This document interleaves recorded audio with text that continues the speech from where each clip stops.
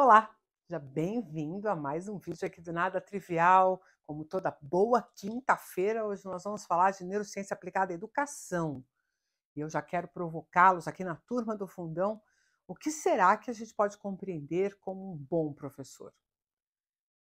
Se eu for recordar meu tempo de aluna, e olha que isso já faz, quem sabe, um bom tempo, eu tinha alguns parâmetros diferentes para qualificar um bom professor quando eu estava do ensino fundamental, que na minha época chamava primário, ou mais para frente, quando eu estive no Fundamental 2, o tal do ginásio, e depois o ensino médio, que para mim era o colegial, depois na faculdade, em cada um desses níveis eu entendia um bom professor de uma forma diferente.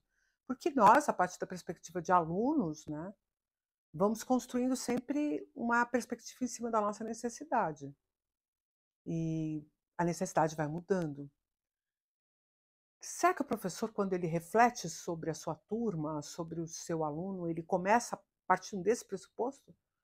De qual é a necessidade de quem está ali na frente dele? Ou ele, na maior parte do tempo, se preocupa com o conteúdo que precisa ser ministrado e o cumprimento de etapas quase que burocráticas do processo de educação? Eu tenho uma prática como professora de muitos anos, eu sou professora há 30 anos. E eu comecei a minha vida como professora ainda quando eu estava na universidade, porque eu já monitorava a disciplina, né. Depois eu me tornei, doutora naquela área e ministrei aulas, não exatamente na mesma área, mas uma área correlata, dentro de um departamento muito semelhante, que é a fisiologia. Eu me formei em farmacologia e dei aulas de fisiologia a vida toda. Mas óbvio que quando a gente está endereçando a questão do professor para o ensino superior, de novo, a gente tem outras perguntas e o aluno tem outras necessidades. Mas o que é comum a todos esses elementos? Basicamente, o que é comum a todos esses elementos é que um professor precisa ter no seu conjunto de intenções exatamente o cumprimento da necessidade dos indivíduos que estão sentados à frente dele. E às vezes é como mais ou menos como o Steve Jobs fala sobre, ou falava, né, sobre o consumidor dos produtos da Apple. Né? Tem uma frase que as pessoas voltam, vira e meia, repetem por aí, é que o Steve Jobs dizia assim: o consumidor nem ele sabe o que ele precisa. E se tem algum lugar em que isso realmente cabe, é na educação, porque o mais comum é que o nosso aluno definitivamente não saiba o que é que ele precisa. Será que alguém que vou puxar a sardinha para o meu lado, né, será que alguém que inicia um curso de medicina e começa a fazer uma disciplina, como é o caso da fisiologia, que é uma disciplina que explica como é que o corpo funciona, tá cheio de gente hoje aqui nesse canal me acompanhando nos vídeos do Neurociência na Veia, vídeos do Strong Brain, onde a gente discute cérebro mesmo, funcionamento cerebral e tal, que tiveram a oportunidade de ser meus alunos na faculdade. E que voltam a ver esses conteúdos, até porque naquela época eles não davam o valor que eles dão hoje para esses conteúdos. Eu tive várias experiências de voltar a dar aula para os mesmos alunos que eu tinha dado na graduação, dar aula para eles quando eles estavam na residência. E o comportamento deles era completamente distinto, mostrando claramente que, enquanto ele estava ali no primeiro ano da faculdade, ele não sabia qual era a necessidade dele.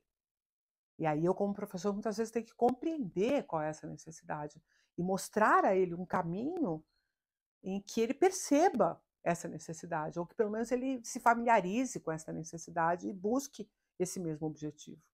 Então esse é um ponto muito importante da prática do professor. E por que isso é importante? Quando a gente traz a neurociência para discutir neurociência na educação, quando a gente aumenta essa reflexão, né, incrementa esse entendimento, nós podemos começar a entender que os mecanismos através dos quais os conhecimentos se formam dentro do cérebro, e aqui eu não estou nem falando de uma coisa muito abstrata, não, eu estou falando, sim, estruturalmente. Né? Quais são os mecanismos que fazem com que circuitos neuronais sejam formados e produzam novos repertórios, novos conhecimentos, novos modos de pensar. Então, essa compreensão que a neurociência nos dá, ela é crucial para a gente compreender essa dimensão. De como é que eu levo o indivíduo de um ponto, onde ele muitas vezes nem sabe qual é exatamente a sua necessidade, até esse lugar onde ele compreendeu a necessidade e está brigando junto com você para obter aquela expertise. Então, essa transitoriedade entre um indivíduo que não sabe o que precisa para um indivíduo alerta a respeito do que ele precisa e empenhado em obter aquilo, é papel do professor. E muitas vezes o professor acha que não é papel dele fazer isso, que não está no cabedal de coisas que o professor precisa fazer, que é gerar essa percepção desse interesse.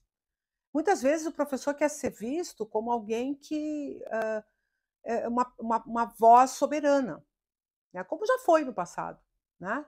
Uma voz soberana. Hoje, e quando eu dava aula, isso era assim, porque se eu comecei a dar aula em 1995 na faculdade, né? Mesmo como professora, naquela época eu já era professora, já tinha uma sala, já tinha aula para dar, né, sob minha responsabilidade. Muitas vezes eu busquei esse processo de construir o meu conteúdo de aula, de trabalhar essa perspectiva da aula, a partir única e exclusivamente do conteúdo que eu deveria ministrar. E com a ideia de que o aluno deveria respeitar e ouvir a minha aula e sentar lá e absorver tudo que eu estava falando, porque era aquele o papel dele naquele momento, aquilo era uma obrigação dele, assim como eu estava preparada para dar a aula, ele tinha que estar preparado para ouvir a aula. E faz parte ah, ah, dos compromissos do aluno estar comprometido com o processo de ensino-aprendizagem. Muito professor acha que isso é natural, que isso é espontâneo, que isso vai acometer uma criança que está lá no Fundamental 1 e que vai perdurar por toda a faculdade. E quem sabe lá atrás, quando a gente era portador, né, do conhecimento. No meu tempo, né, quando eu compilava conteúdos, né, complexos, uma imensidão de conteúdos, e enfiava todos eles numa aula de 4 horas, depois de eu já ter lido, quem sabe, 20 dias sobre aquilo, né, e me aprofundado e pensado em como explicar, eu achava que o aluno já percebia que eu tinha feito todo aquele movimento e que eu estava entregando um enorme valor para ele naquela aula. Portanto, sente-se, cale-se e aproveite. Isso parecia muito natural. E tem muito professor que ainda acha que esse é um modelo. Mas a sociedade está completamente diferente. Porque agora eu tenho aqui mesmo no YouTube, né, um monte de professores disponíveis, buscando fazer a entrega da melhor forma possível. Para quê? Para aumentar a sua audiência, para que monetize seu canal, para que ele ganhe um troco com isso, às vezes até um troco bem bom. Então ele vai se empenhar ao máximo para fazer essa pessoa ficar prestando atenção, entender a necessidade, se manter no vídeo, e o professor lá na sala de aula achando que as pessoas têm obrigação de ouvi-lo. Então começa aí esse lugar da gente repensar o papel do professor. Também não estou querendo dizer que você tem que virar um professor de cursinho, fazendo musiquinhas, animações e palhaçadas para manter aqueles pobres coitados que estão estudando 8, 9, 10 horas por dia atentos a alguma coisa, naquela enxurrada de conteúdos para cuspirem tudo no vestibular. Também não é isso que eu estou dizendo. Mas faz parte desse papel do professor, ele através, e obviamente que aqui eu vou puxar a sardinha para o meu lado, né? Mas através do conhecimento sobre o funcionamento cerebral, ele começar a investigar quais são os processos de ensino e aprendizagem que permitem que o indivíduo aumente sua atenção, aumente sua motivação, que seja mais fácil ele estudar, seja mais fácil ele absorver o conteúdo, que ele consiga realizar listas de exercícios, conjuntos de perguntas e respostas, com uma energia de desafio, de busca de realização, e não aquela coisa enfadonhada de um dever, de uma lição de casa que precisa ser feita, de uma escola que precisa ser cumprida. E não vai ser o diretor, não vai ser o pátio, não vai ser as atividades extracurriculares que vão gerar esse interesse. Definitivamente é você, professor, dentro da sala de aula, com o seu aluno, que vai conseguir produzir essa mágica. Então, o professor ele precisa estar o tempo inteiro olhando para o seu grupo, olhando para o seu conteúdo e buscando esse casamento entre o interesse do aluno, não exatamente o interesse que ele tem consciência, mas o interesse a respeito do próprio desenvolvimento daquele indivíduo, que ele muitas vezes não sabe que precisa, até essa revelação que o professor vai fazer a ele sobre a importância daqueles conteúdos na constituição daquele indivíduo, da sua crítica, da sua cidadania. Obviamente que não é fácil. Se tem uma coisa que não é nada trivial, é isso. Definitivamente é um desafio. Mas se a gente não cumprir com esse desafio, nós estamos fadados a entregar o processo da relação professor-aluno para uma relação esfriada, robotizada de transmissão de conteúdo.